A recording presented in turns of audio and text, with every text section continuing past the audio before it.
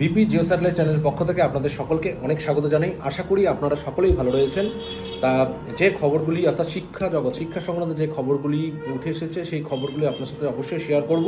তা প্রথম থেকে শেষ পর্যন্ত ভিডিওটি অবশ্যই দেখবেন। তারপর আপনাদের সাথে অন্যতম একটা খবর শেয়ার করছি, সেটা হলো যে হেডমাস্টার রিক্রুটমেন্ট। অর্থাৎ আমরা জানি যে সরকার যে স্কুলগুলো রয়েছে, সরকারি স্কুল বা সরকার পোষিত গভর্নমেন্ট 88 স্পন্সর যে স্কুলগুলো রয়েছে, সেখানে কিন্তু হেডমাস্টার রিক্রুটমেন্ট গত প্রায় 7 বছর ধরে কিন্তু বন্ধ।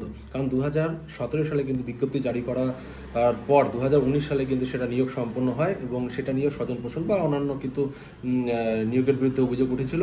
তা যাই হোক, সেগুলো আলাদা বিষয়। তবে 2024 সালে অর্থাৎ খুব আমরা জানি যে লোকসভা ভোটের আগে কিন্তু একটা গেজেট নোটিফিকেশন পাবলিশ করতে চলেছে সরকারি পক্ষ থেকে। একটা গেজেট নোটিফিকেশন পাবলিশ হবে, তারপর কিন্তু স্কুল সার্ভিস কমিশন একটা রিক্রুটমেন্টের জন্য একটা বিজ্ঞপ্তি জারি করবে, এরকমটা কিন্তু জানা যাচ্ছে।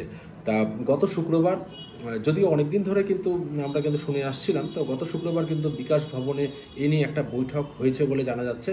এবং বিকাশ ভবনে যেটা আধিকারিকদের নিয়ে বৈঠক হয় যে গেজেট নোটিফিকেশন লোকসভা ভোটের আগে পাবলিশ করা হবে এবং সেই সংখ্যাটা অর্থাৎ যে পদ আমরা জানি যে বহুত স্কুলে কিন্তু এত বছর ধরে যে রিক্রুটমেন্ট হয়নি হেডমাস্টারের, যেমন একদিকে 9, 10, 11, 12 জন পদ প্রচুর ফাঁকা রয়েছে, আপার প্রাইমারি পদ ফাঁকা রয়েছে, তেমনি কিন্তু হেডমাস্টারের পদও কিন্তু বহুত স্কুলে শূন্য।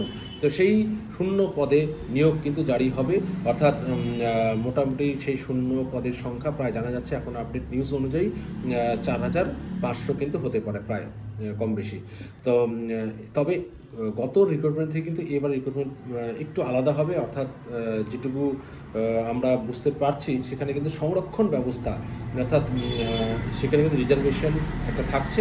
এছাড়া কোয়ালিফিকেশান, একাডেমিক কোয়ালিফিকেশান বা অভিজ্ঞতা, এগুলোর উপরে যেগুলো নাম্বার থাকে সেগুলো কিন্তু থাকছেই।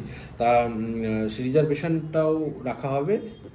যদিও নোটিফিকেশান গেজেট হওয়ার পরে আমরা কিন্তু পরিষ্কার জানতে পারবো যে অ্যাকচুয়ালি কী হতে চলেছে। এছাড়া আরেকটা কথা বলে রাখি যে আমাদের পরীক্ষার্থীদের অর্থাৎ কার্বন শিটে যে অর্থাৎ ওইমারেই সব কিছু হবে, মানে ডিসক্রিপটিভ টাইপ থাকবে না, আগের মতোই থাকছে।